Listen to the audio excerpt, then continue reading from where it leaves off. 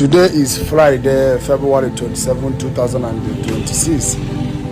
Since Tuesday, Anambra State Governor closed this market. Here is Nnewi Anambra State. Today is February 27, 2026. Today is Friday.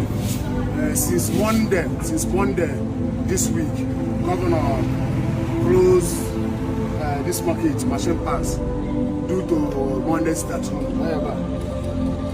So I feel all the gates in which have a machine pass, all of them come in mission.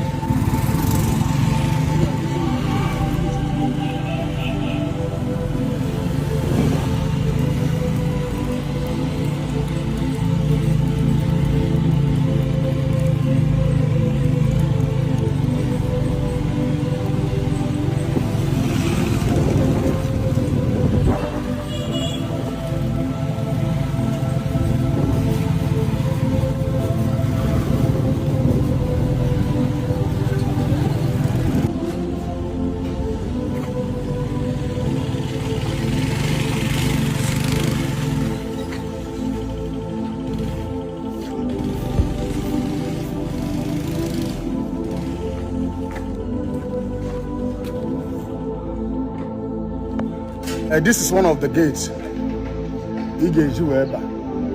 This market. This is one of the gates.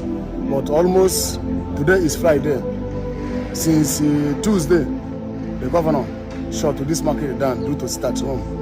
So you can see every thousands of people now as well. All of them are now. What's in hand?